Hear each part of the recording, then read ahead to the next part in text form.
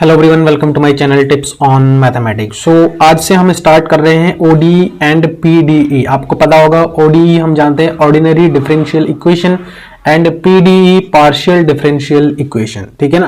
देखो बहुत important topic है। अगर हम जो है CSIR नेट एग्जाम को टारगेट करते हुए चल रहे हैं then this is the very helpful video.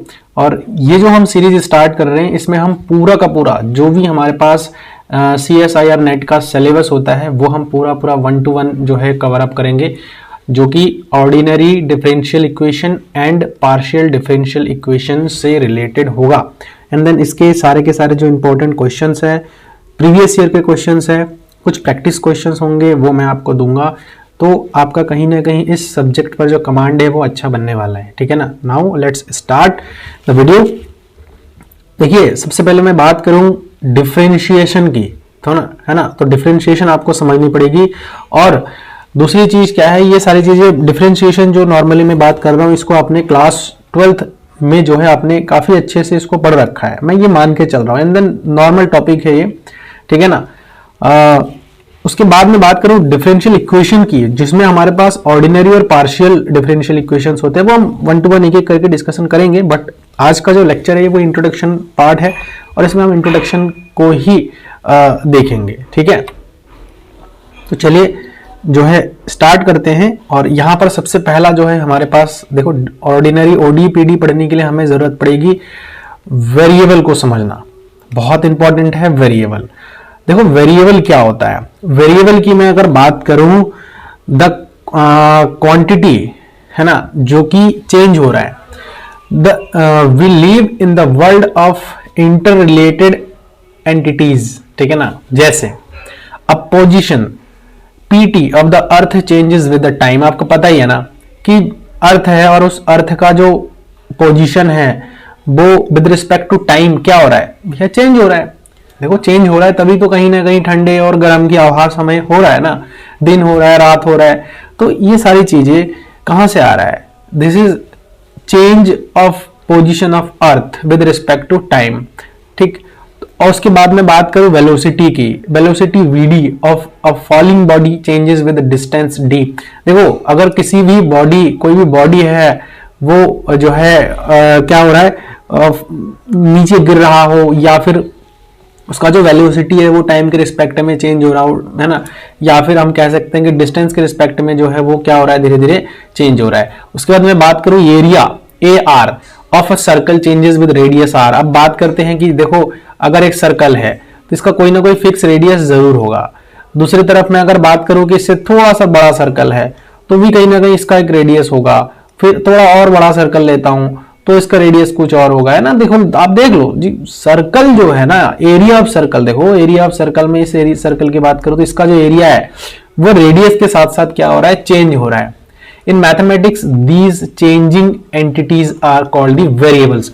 मतलब देखो जो भी इस वर्ल्ड में है ना, इस वर्ल्ड में या फिर आप जो है इस यूनिवर्स की अगर मैं बेसिकली बात करूं तो इस पूरे यूनिवर्स में अगर कोई भी बॉडी है या फिर कोई भी ऑब्जेक्ट है वो चेंज हो रहा है कहीं ना कहीं, तो एक वेरिएबल के तौर पर मान सकते हैं। समझ में आया, वेरिएबल के तौर पर मान सकते हैं जो कि चेंज हो रहा है। एग्जाम्पल अभी तो कई सारे एग्जाम्पल मैंने ऑलरेडी ले ही लिया है ना। Position of the earth PT, velocity of a falling body VD, area of the circle AR, distance D, radius R, all are the variables. ये सारे के सारे हमारे पास क्या है, वेरिएबल्स है। लाइक जैसे PT, VD, AR हमने यहाँ पर डिस्कशन किया, ये सारे के सारे हमारे पास क्या है, वेरिएबल्स है। क्लियर, आई थिंक आपको वेरिएबल के बारे में क्लियर हो गया है, समझ में आया, वेरिएबल आपको समझ में आ गया है। ठीक है, अब वेरिएबल्स में भी टाइप्स होते हैं, डिपेंडेंट वेरिएबल्स होते हैं, इंडिपेंडेंट वेरिएबल्स होते हैं, तो ये सारे हमारे पास होते हैं। Then now we have to discuss the dependent and independent variable, है ना, हमें जानने की जरूरत है और मैं आपसे डिस्कस भी कर रहा हूं। देखिए डिपेंडेंट वेरिएबल की मैं अगर बात करूं बेसिकली तो ऐसा वेरिएबल जो कि डिपेंडेंट है ना, किसी पर डिपेंड है, वो हमारा डिपेंडेंट वेरिएबल है ना। जैसे the variable to which the value is assigned to call the dependent variable, assigned is called the dependent variable, है ना। देखो कोई भी ऐसा एक वेरिएबल है ना, जो कि किसी पर डिपेंड है, जिसका वैल्यू जो है किसी दूसरे पर असाइंड है, उसको हम कहेंगे डिपेंडेंट वेरिएबल। ठीक है, dependent variable, sorry independent variable कहेंगे हम। उसके बाद डिपेंडेंट की बात करूं, जो किसी पर डिपेंड है ना। इंडिपेंडेंट मतलब जो किसी पर डिपेंड नहीं है। अभी एग्जांपल भी लेता हूं, देन आपको समझ में आएगा कि डिपेंडेंट और इंडिपेंडेंट वेरिएबल हमारा क्या है। देखो डिपेंडेंट में वही कहा है, the variable whose value is obtained corresponding to the assigned value. एक असाइंड वैल्यू होगा और जिसके करस्पॉन्डिंग हम जो है क्या करेंगे, एक वैल्यू को क्या निकाल सकते हैं, वैल्यू को हम जो है निकाल सकते हैं, तो वो हमारा डिपेंडेंट वेरिएबल होता है। ठीक है, लाइक एक एग्जांपल यहां पर मैं अगर ऐड कर दूं, y इज इक्वल टू क्या हो जाएगा 5x + 2 मैं यहां पर ले रहा हूं। तो देखो यहां पर क्या हो रहा है ना, मैं x के डिफरेंट डिफरेंट वैल्यूज को ले रहा हूं। Like x is equal to मैं अगर 1 ले रहा हूं, then y is equal to क्या हो जाएगा, यहां पर 7 हो जाएगा, 7 हो जाएगा, है ना। x इज इक्वल टू मैं अगर 2 ले रहा हूं, then y is equal to हमारे पास क्या आ जाएगा 12 आ जाएगा। ऐसे ही मैं x इज इक्वल टू 3 ले लूं तो y इज इक्वल टू क्या आ जाएगा 17 आ रहा है ना। सिमिलरली इस प्रकार से आगे हम चलते जाएंगे तो एक हमारा वैल्यू जो है मिलता जाएगा। तो there here y is dependent variable, हम ये कह सकते हैं कि यहां जो y है this is the dependent variable. ठीक है, डिपेंडेंट वेरिएबल है, क्लियर। और ये जो x है, x देखो इंडिपेंडेंट है, x हमारा क्या है, x इज इंडिपेंडेंट। क्यों इंडिपेंडेंट है, इंडिपेंडेंट इसीलिए है क्योंकि x किसी पे डिपेंड नहीं कर रहा है। रैंडमली हम x का वैल्यू 1 उठा रहे हैं, 2 उठा रहे हैं, 3 उठा रहे हैं, लेकिन y का वैल्यू डिपेंड कर रहा है। y का वैल्यू किस पर डिपेंड कर रहा है, x पर डिपेंड कर रहा है। It mean y is dependent variable and x is independent variable, that simple. समझ में आया। अब चलो एक बढ़िया मजेदार कॉन्सेप्ट आपको मैं समझाता हूं और उस मजेदार कॉन्सेप्ट को समझते हैं with the help of differentiation. देखो डिफरेंशिएशन क्या होता है, वैसे आगे मैंने स्लाइड ऐड ही करा आप लोगों के लिए, वहां पर मैं आपको बताऊंगा भी कि डेरिवेटिव या फिर डिफरेंशिएशन जो है क्या होता है ना कि चेंज होता है। मतलब कोई भी क्वांटिटी का, कोई वेरिएबल का चेंज होना किसी दूसरे वेरिएबल के रिस्पेक्ट में चेंज होना कहलाता है। समझ में आया, दूसरे वेरिएबल के रिस्पेक्ट में चेंज होना कहलाता है। अब मैं बात करूं कि एक्चुअल में डिफरेंशिएशन क्या है, हम क्या देखते हैं, देखना क्या चाहते हैं। जैसे लाइक हमारे पास एक एग्जांपल है यहाँ पर y is equal to 5x + 2, just simple जो हमने अभी इससे पहले ही लिया था वो है। ठीक है, वो एग्जांपल ही मैंने यहाँ पर ऐड कर लिया। अब हम यहाँ पर देखो, आपको पता ही है कि x इज इक्वल टू अगर 1 हो रहा था तो y इज इक्वल टू 7 हो रहा था, सिंपल है। अगर मैं x इज इक्वल टू 2 की बात करूं तो y इज इक्वल टू हमारे पास कितना हो रहा था 12 हो रहा था। ऐसे में अगर बात करूं x इज इक्वल टू 3 तो y इज इक्वल टू हो रहा था 17। और ऐसे ही x का अलग अलग आप वैल्यू रख लो, y का अलग अलग वैल्यू आपको मिलता जाएगा। समझ में आया। अब देखो हमने ना डिफरेंशिएशन सीख रखा है और हमें पता है जस्ट कि अगर मैं d/dx करूं इस इक्वेशन का विद रिस्पेक्ट टू x मैं डेरिवेटिव करूं तो यहां पर आ जाएगा y, और ये हम x के रिस्पेक्ट में करेंगे तो जस्ट सिंपल 5 आ जाएगा। तो dy/dx क्या आ रहा है 5 आ रहा है। चलो अब मैं इसका मतलब तुम्हें समझाता हूं कि ये 5 आया क्यों है, क्या हो रहा था। अभी मैंने आपको यही चीज तो बताया था कि यहां पर जो है जो y है, y हमारे पास क्या है, y जो है डिपेंडेंट वेरिएबल है। क्लियर है, ये आपको समझना पड़ेगा। थोड़ा मैं समझा देता हूं। डिपेंडेंट है ना, और x हमारे पास क्या है, इंडिपेंडेंट है। ठीक है, इंडिपेंडेंट है। अब देखो यहां पर जब हमने x का वैल्यू रखा तो y जो है डिपेंड कर गया x पे। अब जब y x पर डिपेंड कर रहा है तो उस कंडीशन में ये जो पर्टिकुलर इक्वेशन है वो x पर कैसे डिपेंड कर रहा है, x पर कैसे डिपेंड कर रहा है, 5 के चेंजेस के साथ जो है डिपेंड कर रहा है। ये चीज यही बता रहा है। तो यहां पर समझते हैं कि क्या वाकई में 5 के चेंजेस पर डिपेंड कर रहा है। इसके जो है मैं यहां से डिफरेंस देखता हूं तो 7 5 12 आ जाएगा। फिर यहां से इसका अगर मैं डिफरेंस देखता हूं तो 7 5 जो है 12 और 17 यहां पर डिफरेंस 5 आएगा। और ऐसे ही मैं अगर हर एक का डिफरेंस देखता हूं तो 5 आएगा। ऐसे ही जो है हर एक का डिफरेंस धीरे धीरे हमारे पास क्या आ जाएगा 5 आएगा। तो ये पास का डिफरेंट ये शो कर रहा है कि जो डिपेंडेंट वेरिएबल है वो इंडिपेंडेंट वेरिएबल के रिस्पेक्ट में 5 के चेंजेस दिखा रहा है। आप x का कोई भी वैल्यू ले लो, उसके रिस्पेक्ट में y जो है 5 का डिफरेंस शो करेगा। ये हमारा जनरली क्या है, डिफरेंशिएशन है। ठीक है, जनरली डिफरेंशिएशन है। समझ में आया? यही चीज मैं आपको समझाना चाह रहा था। ये एक पार्ट है, मैंने थोड़ा सा इंक्लूड कर दिया ताकि आपको डिफरेंशिएशन के बारे में थोड़ा सा आइडिया तो लग ही जाए। ठीक है, यहां पर क्या है, इस इक्वेशन को समझ गए होंगे आई थिंक, है ना। चलिए अब हम आगे बढ़ते हैं और आगे नेक्स्ट जो हमारे पास आ रहा है वो है डेरिवेटिव। सेम वही चीज है जो मैं अभी आपको समझा रहा था। ठीक है, चलो इसको मैं बहुत ही बेसिक, क्योंकि इंट्रोडक्शन वीडियो है तो कहीं ना कहीं मुझे ऐसा लगता है कि इसमें डिस्कशन करना चाहिए मुझे आप लोगों के लिए। देखो डेरिवेटिव क्या है। Derivative basically the concept of derivative is at the core of the calculus and the modern mathematics. ठीक है, the definition of the derivative can be approached in 2 ways. ठीक है, एक तो सबसे पहला हमारा आता है, one is geometrical as a slope of a curve, अभी बताएंगे इसके बारे में भी आपको।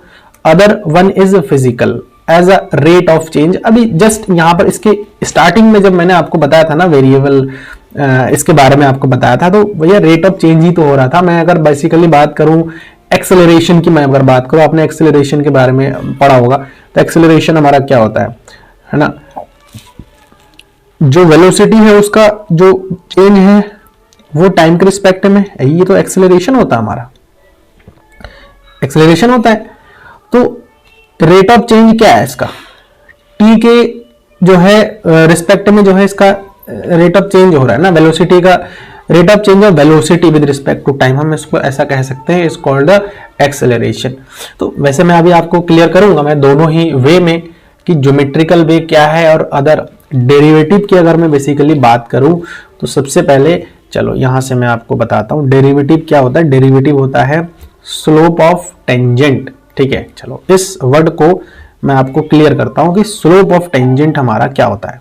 ठीक है, सबसे पहले यहां देख लेते हैं कि एक तो हमारे पास होता है जनरली फिजिकल कॉन्सेप्ट होता है, और इस फिजिकल कॉन्सेप्ट के माध्यम से हम ये देखते हैं the to rate of change of one variable with respect to another, है ना, with respect to another. The rate of change, यहाँ पर सॉरी यहाँ पर थोड़ा सा मिस्टेक हो गया, इसको आप चेंज कर लीजिए, इसको आप हटा लीजिए। ठीक है, rate of change of one variable with respect to another variable is called the derivative. Just simple है, यहाँ पर dy ओवर dx क्या करा था हमने, यही तो है, रेट ऑफ चेंज ही तो है। और इसको मैं कैसे लिख सकता हूं, अगर मैं इसको लिखूं तो y2 minus y1 divide by x2 minus x1 मैं लिख सकता हूं। And this is what, this is the slope of line passes through 2 points,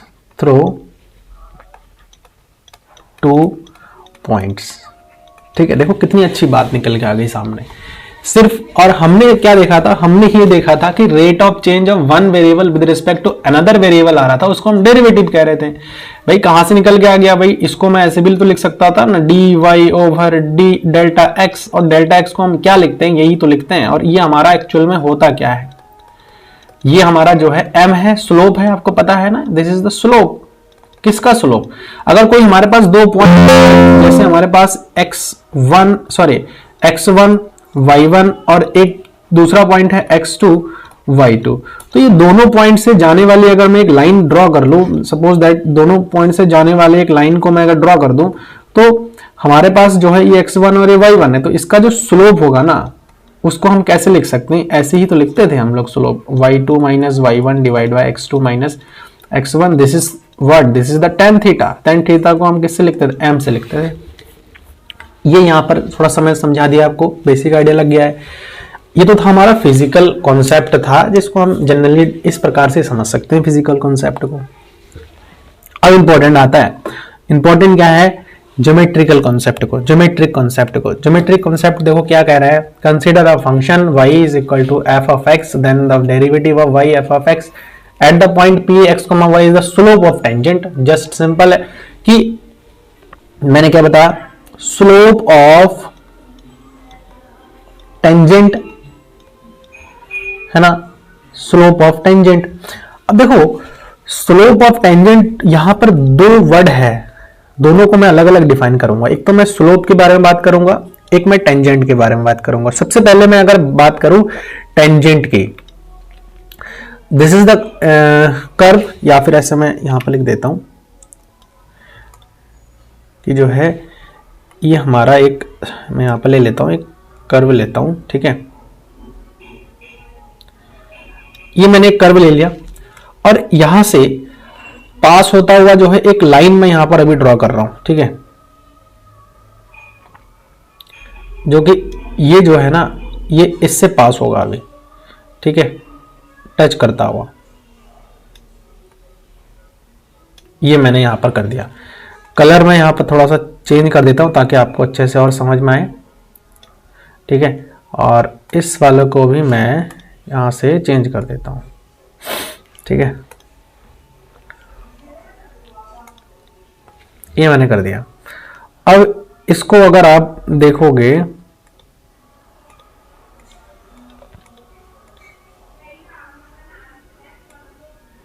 ये हो गया। अब देखो ये जो लाइन है ना, इस लाइन को हम जो है इसको हम टेंजेंट तब कह सकते हैं ना जब ये पॉइंट एक ही पॉइंट पर जो है क्या कर रहा है, टच कर रहा है। मतलब ये एक हमारे पास एक कर्व है और इस कर्व को टच करता हुआ जा रहा है, इसी को हम बोलते हैं टेंजेंट। और टेंजेंट हम इन जनरली किसको बोलते थे, स्पर्श रेखा बोलते हैं हिंदी में। इसको क्या बोलते हैं, स्पर्श रेखा, ठीक है। This is nothing but is a tangent, ठीक है। किसी को कंफ्यूज है तो आप समझ सकते हो हिंदी में भी। टेंजेंट है, टेंजेंट क्या, टेंजेंट लाइन क्या होता है कि भाई एक हमारे पास जो है एक लाइन होती है जो कि किसी कर्व को एक पॉइंट पर टच करता हुआ जाता है और वो पॉइंट एक ही पॉइंट होना चाहिए, तभी हम उसको कह सकते हैं कि वो टेंजेंट है, अदरवाइज नहीं। कहीं ऐसा ना हो कि आप ये मत समझ लीजिए कि यहाँ पर जो है ई बी पॉइंट है और ए बी पॉइंट इन सबको टच करता हुआ आ रहा है, नहीं, ऐसा नहीं होता। टेंजेंट अगर है तो वो किसी कर्व को एक ही पॉइंट पर टच करेगा। लाइक एक मैं यहां पर सर्कल का एग्जांपल ले लेता हूं। मान के चलिए कि एक सर्कल है हमारे पास, है ना, थोड़ा दिख रहा होगा आपको, ये सर्कल है। अब इस सर्कल को अगर कोई लाइन जो है टच करता हुआ जाए, ठीक है, इस सर्कल को अगर कोई लाइन टच करता हुआ जाए, लाइक मैं इसको ऐसे बना देता हूं, अगर ये लाइन टच करता हुआ जा रहा है तो कहीं ना कहीं ये जो सर्कल है, ये जो लाइन है वो इस सर्कल को एक ही पॉइंट पर टच कर रहा है। मान के चलिए पॉइंट हमारा क्या है, P है, इस P पॉइंट पर को टच करता हुआ जा रहा है। तो हम ये कह सकते हैं कि ये जो लाइन है, ये जो L लाइन मैं इसको लेता हूं, ये जो लाइन है वो हमारा क्या है, टेंजेंट है। अब बात करें स्लोप की, तो कोई भी लाइन का एक्स एक्सिस के रिस्पेक्ट में कितनी झुकाव है वो उसका स्लोप होता है। पॉजिटिव एक्स एक्सिस के रिस्पेक्ट में उसका इस लाइन का स्लोप है, चाहे ये 45 डिग्री क्यों ना, तो इसका स्लोप हो जाएगा। ये समझ में आया, दोनों कॉन्सेप्ट, ज्योमेट्रिकल कॉन्सेप्ट को मैं आपको समझाने की कोशिश कर रहा हूं। अब मैं क्या करता हूं, इसको ना मिटा देता हूं यहां से, और मिटाने के बाद जो है आपको समझ में आएगा कि क्या है कॉन्सेप्ट, ठीक है। चलो यहां से मैं ये मिटाता हूं, सॉरी।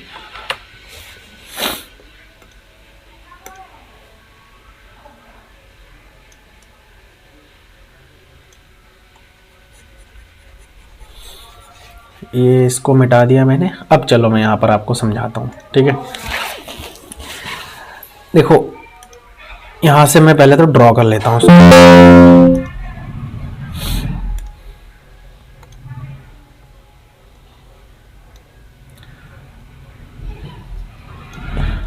ठीक है। ये हमारा एक्स एक्सिस वाली लाइन हो गई। अब मैं एक लाइन को और ड्रॉ करूंगा जो कि वाई एक्सिस वाली लाइन है, ठीक है। ये इसको हम ऐसे समझ सकते हैं, यहाँ पे इसको थोड़ा सा और नीचे कर देता हूं मैं, हो गया, ठीक है।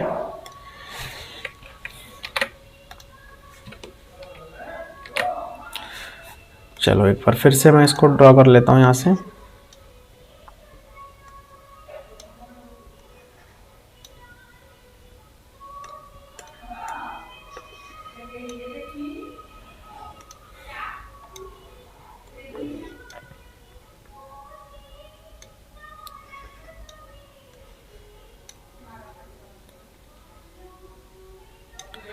ओके, ये हमारा एक्स एक्सिस और ये वाई एक्सिस हो गया। अब मैं क्या करता हूँ, एक कर्व लेता हूँ, जनरली यहाँ पर एक कर्व लूंगा मैं, और इस कर्व को मैं यहां पर इस प्रकार से जो है ड्रॉ करूंगा। ठीक है, ये कर्व हो गया। अब समझ में आ जाए, डेरिवेटिव को मैं समझाने की कोशिश कर रहा हूं ज्योमेट्रिकली वे में। जब ज्योमेट्रिकल वे में अगर आपको समझ में आ गया ना, तो आप, मुझे ऐसा लगता है कि आपको सारे के सारा वे समझ में आ जाएगा। ठीक है, चलो यहां से अब मैं क्या करता हूं, एक पॉइंट में लेता हूं। लाइक मैं यहां पर जो है ना एक पॉइंट ले रहा हूं x। ठीक है, ये x एक पॉइंट हो गया, और मैं इससे कुछ ही दूरी h डिस्टेंस पर जो है मैं एक पॉइंट ले रहा हूं यहां पे, जो कि x प्लस h हो जाएगा। और ये हमारे पास f ऑफ x एक कोई भी फंक्शन है, कोई भी कर्व है, y is equal to f of x। ठीक है ना। अब मैं क्या कर रहा हूं, एक लाइन ड्रॉ कर रहा हूं मैं, जो कि इस x पॉइंट से होता हुआ जाएगा, ऐसा आप समझ सकते हो। ठीक है, ये लाइन है। अब मैं क्या कर रहा हूं, एक लाइन जो है मैं और ड्रॉ करूंगा,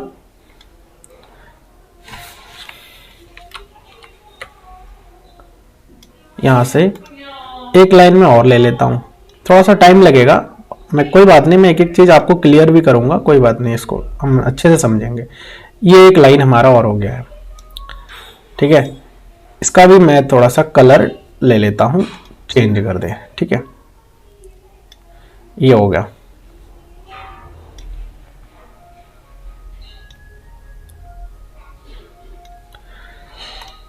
ये हमने जो है यहां पे इसको कर दिया है। आप ऐसा समझ सकते हो, ये पॉइंट हमारा आ गया है। ठीक है, h डिस्टेंस पर हमने क्या कर लिया है, ये डिस्टेंस जो हमारा है वो है h डिस्टेंस, ये आपको समझना है। तो अगर मैं इसके रिस्पेक्ट में अगर इस पर्टिकुलर पॉइंट की बात करूं, तो ये जो पॉइंट हमारा हो जाएगा f ऑफ x, x पर ये जो पॉइंट हो जाएगा वो हमारा f ऑफ x हो जाएगा। ठीक है ना, और ये जो हमारा पॉइंट हो जाएगा f of x plus h हो जाएगा। समझ में आया, f of x plus h हो जाएगा। अब देखो यहां पर जो है ना, यहां पर मैं क्या करूंगा, अगर मैं इन दोनों पॉइंट को एक लाइन से मिला दूं, तो ये दोनों पॉइंट को मैं ऐसे मिला सकता हूं। कैसे, चलो मैं आपको बता देता हूं। देखो हम इस प्रकार से जो है इस दोनों लाइन को मिला सकते हैं। ठीक है, इन दोनों पॉइंट को अगर मैं मिला दूं, थोड़ा सा हमारा आ रहा है डिफरेंस, कोई बात नहीं, हम इसको ऐसे मिला सकते हैं। ठीक है ना, ऐसा समझ सकते हैं हम इस प्रकार से।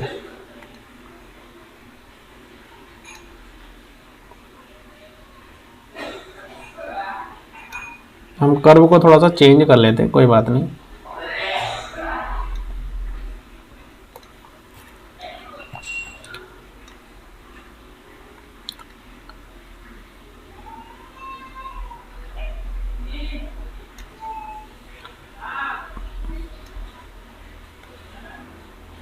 हम इन पॉइंट्स को भी थोड़ा चेंज कर लेते हैं, ताकि हमें चीज़ें और अच्छे से क्लियर हो जाए। ठीक है ना,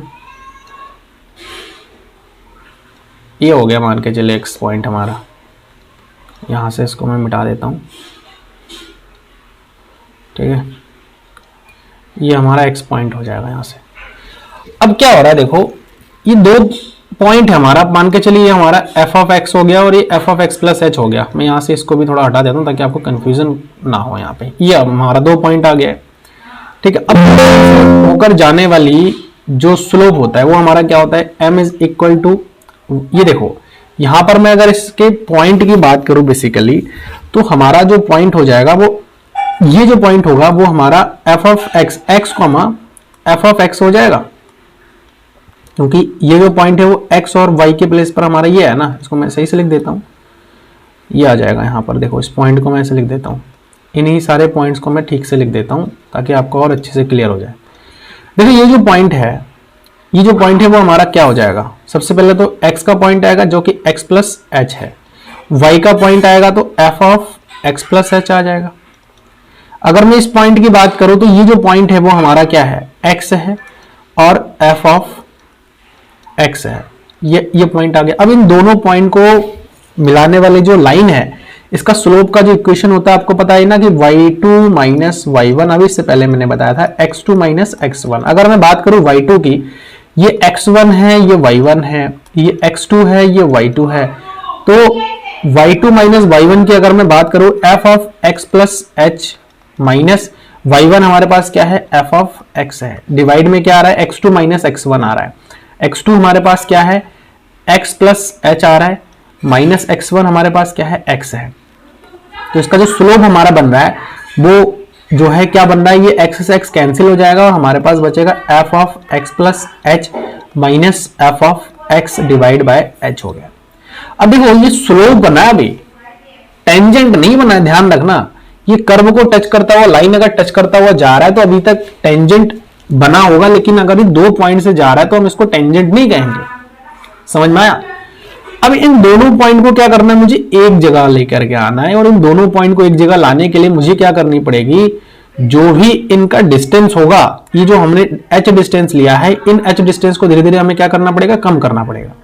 और अगर मैं इन h डिस्टेंस को धीरे धीरे कम कर दूं, पूरा मैं कम कर नहीं सकता, क्योंकि फिर अगर मैं पूरा कम कर दिया तो h बराबर अगर 0 हो गया तो कहीं ना कहीं ये पॉइंट हमारा एक पॉइंट आ जाएगा, और एक पॉइंट से होकर जाने वाली जो स्लोप है वो हमारा ये चीज नहीं रहेगा, ये भी ध्यान रखना है। तो मैं ये करता हूं कि h को 0 ना मान करके मैं क्या करता हूं, h को 0 के करीब करीब ले जाता हूं, तो जाकर के मेरा जो काम है वो बन जाएगा, मैं ऐसा मान के चल रहा हूं। तो यहां पर जो है h को मैं 0 ले लूंगा, तो यहां पर क्या आ जाएगा, देखो इसको मैं ऐसे भी तो लिख सकता हूं ना, इसको मैं ऐसे भी तो लिख सकता हूं, delta y over delta x। अब देखो इंस्टेंटेनियस की अगर मैं बात करूं, लिमिट ले लूंगा h tends to 0, f of x plus h minus f of x divide by h, और यही हमारा क्या है, dy ओवर dx है। तो ये चीज मैं थोड़ा सा आपको समझाना चाह रहा था, होप कि आपको समझ में आया है मैं आपको क्या बोलना चाह रहा था, ठीक है ना। तो ये हमारा जो है बेसिकली क्या होता है, ज्योमेट्रिकल कॉन्सेप्ट होता है डेरिवेटिव का। तो ऐसा हम इस चीज को समझ सकते हैं जनरली। अगर नहीं आया तो कोई बात नहीं, ऐसा कुछ नहीं है कि हमें ये समझ में नहीं आएगा तो हम कुछ भी नहीं कर पाएंगे, कोई इश्यू नहीं है। मैं ये मान के चल रहा हूं कि आपको समझ में आ गया है, ठीक है। अब जो है इसमें एक हमारे पास आता है partial derivative. Partial derivative generally क्या होता है कि पार्शियल डेरिवेटिव डेरिवेटिव से थोड़ा सा डिफरेंट होता है ना, थोड़ा सा डिफरेंट होता है। पार्शियल डेरिवेटिव में if z is equal to zx, t where x, t are the independent variables, then zx, t denote the surface, and for any point p x, t, x, z, t, ठीक है ना, x, t, z of x, t, the slope of tangent in x direction is defined by curly z over curly x, ये x direction में बता रहा है, and slope of tangent in y direction is defined by curly z over curly y। ऐसा हम कह सकते हैं, यहां पर t के प्लेस पर आप z भी यूज कर सकते हो, कोई ऐसा इश्यू नहीं है, ठीक है ना। इन दोनों को हम ऐसे यूज कर सकते हैं। अगर इनके एग्जांपल की मैं बात करूं तो जैसे z इज इक्वल टू मान के चलिए हमारे पास 4x प्लस 3y आ रहा है, तो मैं यहां पर अगर मैं x के रिस्पेक्ट में अगर पार्शियल डेरिवेटिव करूं तो करली z ओवर करली x जो हमारे पास आ जाएगा वो हमारा आ जाएगा 4, ठीक है।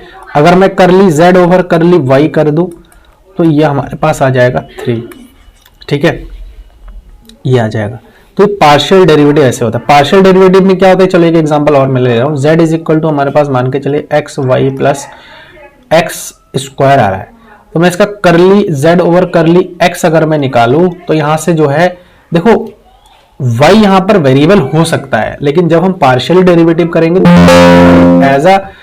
एज अ जो है कांस्टेंट रीड करेगा, तो यहां पर y आ जाएगा, सिंपली x का 1 हो जाएगा, और x स्क्वायर का मैं करूंगा तो 2x आ जाएगा। अगर मैं इसी का ही जो है किसके रिस्पेक्ट में करूं, करली z ओवर करली y के रिस्पेक्ट में करूं तो यहां पर देखो y का क्या हो जाएगा, यहां पर y का तो 1 हो जाएगा, x एज अ कांस्टेंट रह जाएगा, और 2x स्क्वायर का 0 हो जाएगा, तो यहां पर सिर्फ x आ जाएगा। तो ये हमारा पार्शियल डेरिवेटिव है। आगे हम बहुत सारी चीजें डिस्कशन करने वाले हैं इसमें, तो इस लेक्चर में हम इतना ही डिस्कशन करेंगे। एंड देन नेक्स्ट हमारे पास जो इसमें आ रहा है डिफरेंशियल इक्वेशन, बहुत इंपॉर्टेंट है। डिफरेंशियल इक्वेशन से हम स्टार्ट करने का मान के चलिए, वहां से हमारा मेनली जो ओडी पीडी है वो स्टार्ट हो जाता है, और मैं एक एक चीज आपके साथ डिस्कशन करूंगा जिसमें हम डिफरेंशियल इक्वेशन में हम ऑर्डिनरी और पार्शियल डेरिवेटिव डिफरेंशियल इक्वेशन को डिस्कस करेंगे, ठीक है। हर एक पॉइंट को एक एक करके हम देखेंगे ताकि एग्जाम में आपको बिल्कुल भी कोई परेशानी ना हो। तो आज का जो वीडियो है वो आपको कैसा लगा, आप लोग जो है कमेंट के माध्यम से मुझे एक फीडबैक दे सकते हैं। एंड देन चैनल पर अगर नए हैं तो आप लोग इसको सब्सक्राइब जरूर करिए, साथ ही साथ नोटिफिकेशन बेल को भी प्रेस कर दीजिए। वीडियो सही लगे इसको अपने लाइक करिए, एंड देन अगर हेल्पफुल है मेरा चैनल आप लोगों के लिए और वीडियो अगर सही लगता हो तो अपने दोस्तों के साथ भी इसको शेयर कर सकते हैं, ठीक है, ताकि और भी जो बच्चे हैं उनको भी हेल्प मिले। सो मिलते हैं नेक्स्ट वीडियो में इंपॉर्टेंट टॉपिक के साथ, जो कि होगा हमारा डिफरेंशियल इक्वेशन, ठीक है। Thank you so much.